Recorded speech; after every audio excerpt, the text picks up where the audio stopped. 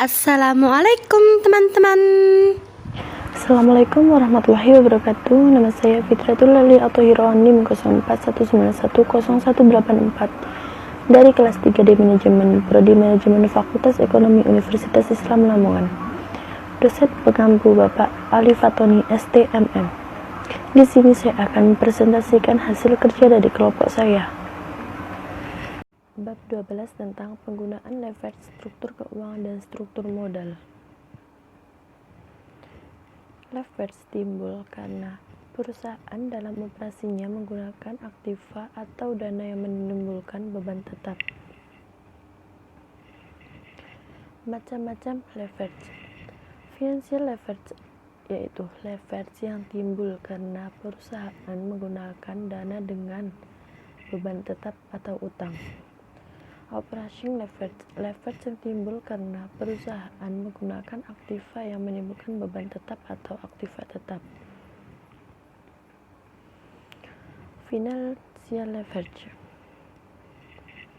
Financial struktur atau struktur keuangan menunjukkan bagaimana perusahaan membelanjai aktivanya. Tampak pada neraca sebelah kredit yang tercermin pada komposisi utang lancar, utang jangka panjang, dan modal. Capital struktur atau struktur modal merupakan bagian struktur keuangan yang hanya menyangkut pembelanjaan jangka panjang yang tercermin pada utang jangka panjang dan modal. Leverage factor merupakan perbandingan antara total utang dengan total aktiva atau total utang dengan modal.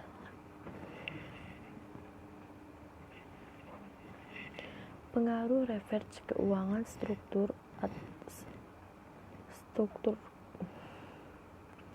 Pengaruh leverage keuangan atau struktur keuangan terhadap profitabilitas.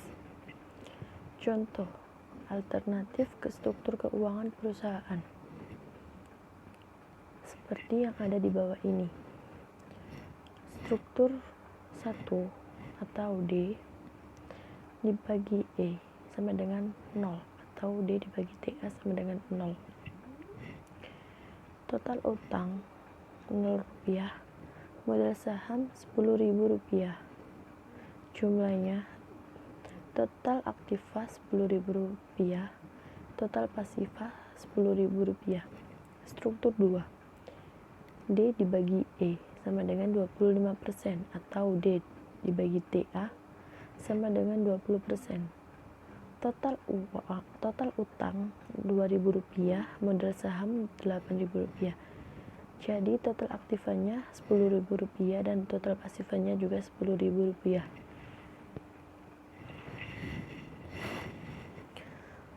Struktur 3 D dibagi E sama dengan 100% atau D dibagi TA sama dengan 50%. Total utang Rp5.000, modal saham Rp5.000. Jumlah total aktiva Rp10.000 dan juga total pasifa Rp10.000. Struktur 4 D dibagi E sama dengan 400%. D dibagi TA sama dengan 80%.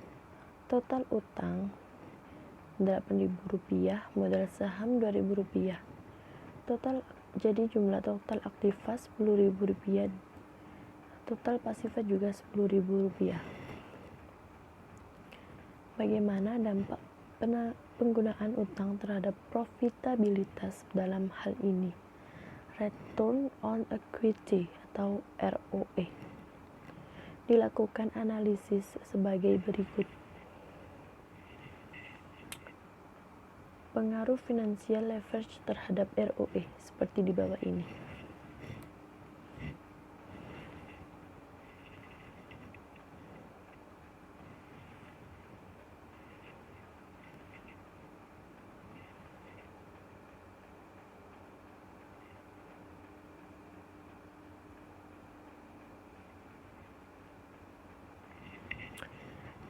Nah, ini grafik hubungan financial leverage dan ROE pada berbagai kondisi ekonomi. Seperti kita lihat yang ada di bawah ini, Bagaimana kondisinya ROE mulai dari kondisi baik, kondisi normal, dan kondisi buruk.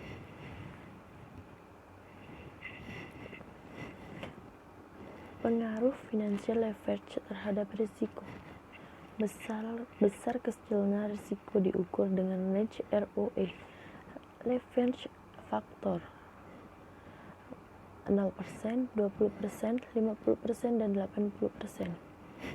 Sedangkan range ROE 48%, 60%, 96%, dan 240%. Semakin besar utang, semakin besar risiko. Hubungan financial leverage dengan operating leverage atau EOL. Hubungan financial leverage dengan operating leverage. Operating leverage timbul jika perusahaan menggunakan aktiva yang menimbulkan beban tetap yang berupa penyusutan. Besar kecilnya operating leverage diukur dengan Digger of Operating Leverage atau DOL. Rumusnya ada di bawah. Nah, ini grafik dari pengaruh operating leverage terhadap risiko bisnis. Bisa dilihat.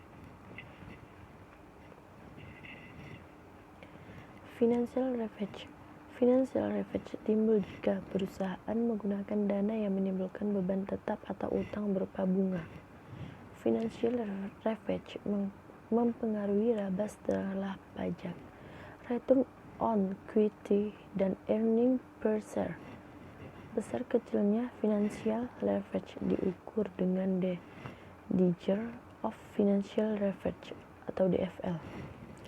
Seperti di bawah ini rumusnya. Combination leverage merupakan gabungan antara operating leverage dengan financial leverage. Besar kecilnya combination leverage diukur dengan Digger of Combination Leverage atau DCL. Rumusnya ada di bawah juga. Faktor-faktor yang mempengaruhi struktur keuangan suatu perusahaan. Yang pertama, tingkat pertumbuhan penjualan. Yang kedua, stabilitas penjualan. Yang ketiga, karakteristik industri. Yang keempat, struktur aktiva. Yang kelima, sikap manajemen perusahaan. Dan yang keenam, sikap pemberi pinjaman. Struktur modal atau kapital struktur dalam plastik. Struktur modal berkaitan dengan pembelanjaan jangka panjang perusahaan yang terdiri dari utang jangka panjang dan modal. Struktur modal diukur dengan perbandingan antara utang jangka panjang dan modal perusahaan.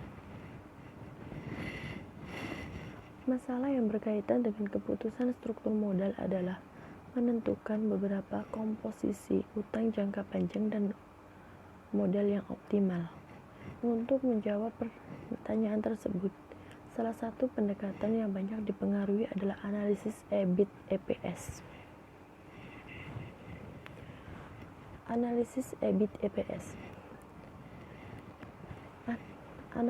EBIT/EPS menjelaskan bagaimana pengaruh berbagai alternatif pembelanjaan jangka panjang terhadap besarnya EPS pada jumlah EBIT tertentu. Misalkan, perusahaan mempunyai modal 10 juta, seluruhnya berupa saham biasa dengan jumlah saham yang beredar 200.000 lembar. Perusahaan membutuhkan tambahan dana 5 juta untuk ekspansi yang akan dibelanjai dengan alternatif sebagai berikut. Seluruhnya dibelanjai saham biasa dijual dengan harga Rp50 per lembar saham. Yang kedua, seluruhnya dibelanjai utang dengan bunga 12%. Dan yang ketiga, seluruhnya dibelanjai saham preferen dengan dividen 11%. Grafik break-even point EBIT IPS dari 3 alternatif pembelanjaan. Grafiknya bisa dilihat di bawah ini. Break-even EBIT IPS antara saham biasa dengan utang. Rumusnya ada di bawah ini. Jika terjadi break-even berarti IPS alternatif saham biasa sama dengan IPS alternatif utang. Keterangan EBIT merupakan EBIT pada titik BEP. C1 dibagi C1 dan C2 biaya bunga pada alternatif saham biasa dan utang. T sama dengan tarif pajak.